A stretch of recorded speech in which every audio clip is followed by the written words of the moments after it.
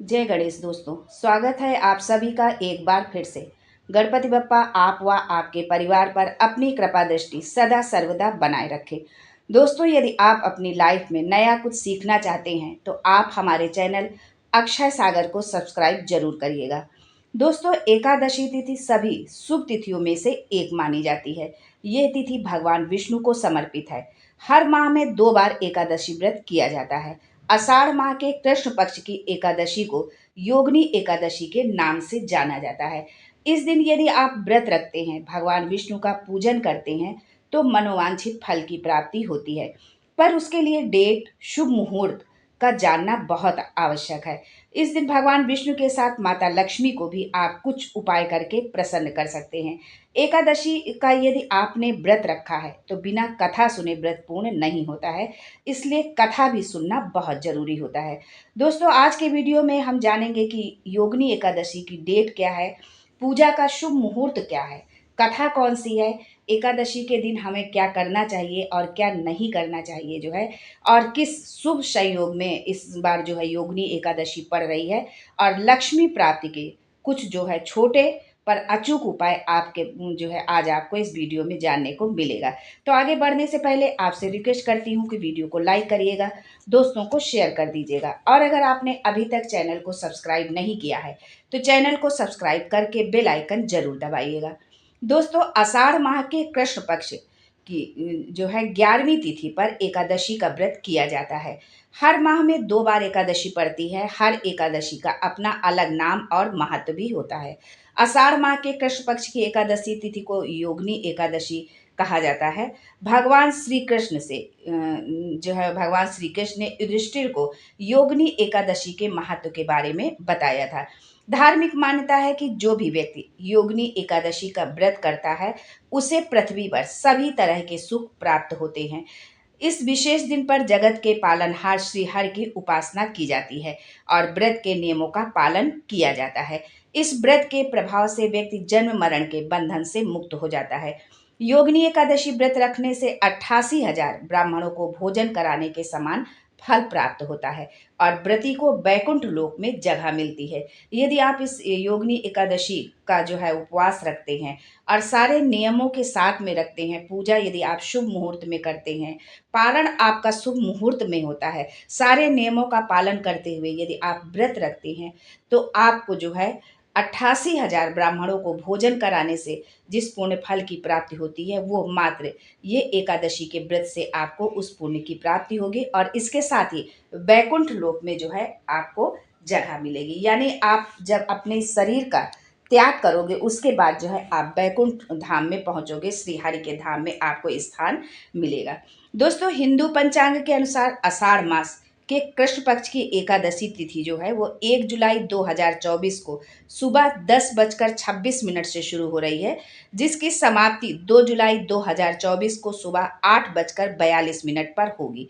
एकादशी का व्रत उदया तिथि से मान्य होता है। ऐसे में योगिनी एकादशी का व्रत 2 जुलाई 2024 को किया जाएगा। योगिनी एकादशी के दिन भगवान विष्णु की सुबह में पूजा की जाती है। आप पहले उठे, स्नान करें, जो है स्नान के बाद जो है प्रतिदिन की तरह जैसे आप अपना जो दैनिक दिनचर्या है वो करने के बाद सूर्य भगवान को अर्घ्य दें, अपने मंदिर की साफ सफाई करें और उसके पश्चात जो है पूरे श्रद्धा भाव और विश्वास के साथ भगवान विष्णु का पूजन करें। श्री हरि की पूजा के लिए 2 जुलाई को सुबह 8:56 से दोपहर 2:10 तक का जो है शुभ मुहूर्त है। ये पूजा का मुहूर्त है। इस समय जो है आप भगवान विष्णु की जो है पूजा आराधना करें। इस दिन व्रत रखने और भगवान विष्णु की पूजा करने से घर में सुख, सौभाग्य और समृद्धि की प्राप्ति होती है। योगिनी एकादशी का व्रत निर्जला एकादशी के बाद और देवशयनी एकादशी से पहले रखा जाता है। इसके बाद की जो एकादशी होगी वो देवशयनी एकादशी होगी, जिसमें भगवान विष्णु जो है 4 महीने के लिए योग निद्रा में विश्राम करेंगे। योगिनी एकादशी की कथा जो है इस प्रकार है। पौराणिक कथा के अनुसार स्वर्गलोक में कुबेर नाम का एक राजा राज्य करता था। वो शिव भक्त था, रोजाना महादेव की पूजा किया करता था। उसका हेम नाम का एक माली था जो हर दिन पूजा के लिए जो है राजा की पूजा के लिए फूल लाता था। माली की पत्नी का नाम विशालाक्षी था, वो बेहद सुंदर थी। एक दिन जब सुबह माली मानसरोवर से फूल तोड़कर लाया, लेकिन कामाशक्त होने की वजह से वो अपनी स्त्री से हास्य विनोद करने लगा। राजा को उपासना करने में देरी हो गई, जिसकी वजह से वो क्रोधित हुए। ऐसे में राजा ने माली को श्राप दे दिया। उन्होंने कहा कि तुमने ईश्वर की भक्ति से ज्यादा कामाशक्ति को प्राथमिकता दी है। तुम्हारा स्वर्ग से पतन होगा और तुम धरती पर स्त्री वियोग और कुष्ठ रोग का सामना करोगे। इसके बाद वो धरती पर आ गिरा, जिसकी वजह से उसे कुष्ठ रोग हो गया और उसकी स्त्री भी उसे छोड़कर चली गई। वो कई वर्षों तक धरती पर कष्टों का सामना करता रहा। एक बार माली को मार्कंडेय ऋषि के दर्शन हुए। उसने अपने जीवन की सभी परेशानियों को उन्हें बताया। ऋषि को माली की बातें सुनकर आश्चर्य हुआ। ऐसे में मार्कंडेय ऋषि ने उसे योगिनी एकादशी के व्रत के महत्व के बारे में बताया। मार्कंडेय जी ने कहा कि इस व्रत को करने से तुम्हारे जीवन के सभी पाप नष्ट हो जाएंगे और तुम पुनः भगवत कृपा से स्वर्गलोक को प्राप्त करोगे। भगवान विष्णु की कृपा से तुम्हें पुनः जो है स्वर्गलोक प्राप्त होगा। माली ने ठीक ऐसा ही किया जैसा कि जो है मार्कंडेय ऋषि ने उसे बताया था। भगवान विष्णु ने उसके समस्त पापों को क्षमा करके उसे पुनः स्वर्गलोक में स्थान प्रदान किया। दोस्तों, ये तो थी योगिनी एकादशी की कथा, जिसको कि जो है आप जो है जरूर सुने, जरूर पढ़ें जो है। दोस्तों, योगिनी एकादशी के व्रत का पारण 3 जुलाई को सुबह 5:27 से सुबह 7:11 पर होगा। यानी इसी समय के बीच में आपको पारण करना होगा, क्योंकि जब हम किसी भी व्रत का जब हम पारण करते हैं तभी हमारा व्रत जो है पूर्ण होता है। योगिनी एकादशी पर अब की बार त्रिपुष्कर योग और सर्वार्थ सिद्ध योग बन रहा है, जो बहुत ही शुभ योग है। जो है 2 जुलाई को सर्वार्थ सिद्ध योग सुबह 5:27 से अगले दिन सुबह 3 जुलाई को 4:40 तक जो है रहेगा।